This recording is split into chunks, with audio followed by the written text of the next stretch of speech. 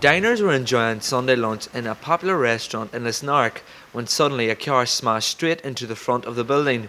Many diners were shocked and shaken, and two were taken to hospital.